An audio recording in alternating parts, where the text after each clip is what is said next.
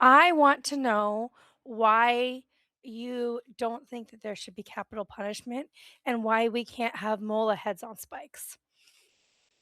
Okay, that sounds a little dramatic, but I don't mean literally, but I just don't understand why these people they forced parents to pay for the bullets that were put into their daughters after they were raped so they couldn't go to heaven. Like, I don't understand why these people shouldn't get executed. Like, why are you saying that there shouldn't be capital? I understand why there shouldn't be no torture because 'cause they're still human beings, and I don't think we should torture them, but I don't understand why they deserve to live. Well, first of all, I didn't say that. I said I was communicating what Shirin Abadi was saying. I'm in favor of what gets us fastest to peace, stability, and prosperity, right? As that's my priority is not revenge. If executions gets us to stability faster, go with the execution. If execution gets us Okay. makes things unstable and brings more chaos and So you're cycle of being something violence, of a pragmatist about it. yeah, I'm a consequentialist. I look at the Okay. consequences. I know that emotionally, I would like to see some of these people suffer, but my personal desire for revenge is not the priority here. Iran becoming peaceful and prosperous and stable is a higher priority. Whatever gets us that is more important than us feeling enjoying the pain of the people who were torturing us, right? So if you could show me that, yeah, executing some of these people will get us there faster, I'm like, okay, then execute them.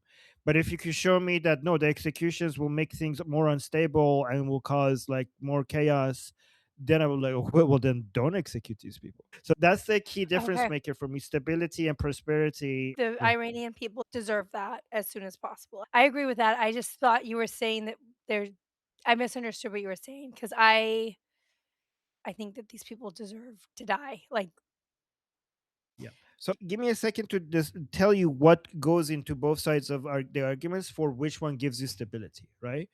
Because again, what they deserve is like might satisfy us personally, but again, a whole society, a whole nation working out is like a more important. no, no, no. It's not about I do, emotional I do, satisfaction, it's justice. But okay, okay, I see your point. but justice has two purposes. Okay, when people talk about justice, either for emotional satisfaction of the people who were wronged, or for stability. So I think like we need stability. But here's my calculation. Okay, so here are arguments for and against it. Right.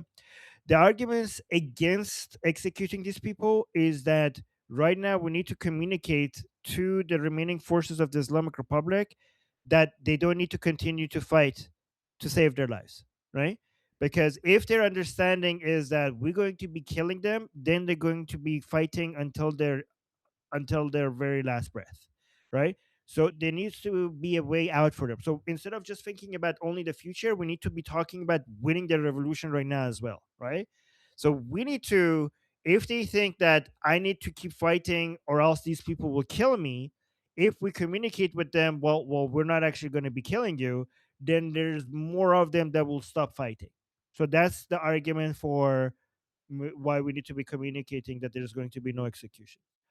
The argument for why we might need some executions is because the Iranian people are so angry, and some of them demand execution so much that if you don't give them those executions, there's going to be instability because a lot of people, some people might think like, okay, well, the revolution hasn't been successful if these people are still living, right? I don't know how big of a factor that is going to be. I do know that when Princess of Pahlavi says something, it has a huge effect on people. So maybe a lot of these people would be, I don't know. So I think that's a problem that we need to deal with when we get there. We will see how much we could get away with, like based on what the Iranian people are demanding. But right now we're in the middle of the revolution, and that's a problem that we're going to have for after the revolution.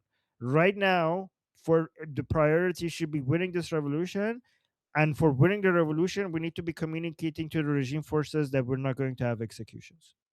Does that make sense? Yeah, that makes sense. Yeah. Well, so.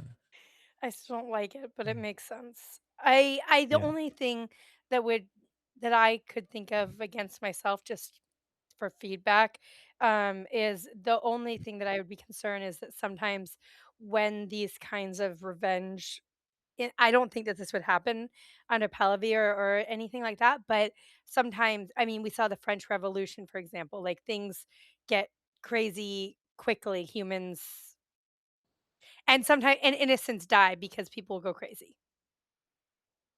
Yeah, You're that's actually muted. such a good point. That's such a good point because when you start with one or two executions, then when you get on a roll, they're like, okay, like why stop at like if we executed this guy, why not that guy? Is he not that important? Then you have 10 executions, and then you have 10 executions. People just it becomes you get addicted to executions. People are like, well, if that guy was on the list, well, this guy was worse, so why is he not being executed? So you if you start giving into that demand for the executions, we might actually go we have to be careful with what you're starting.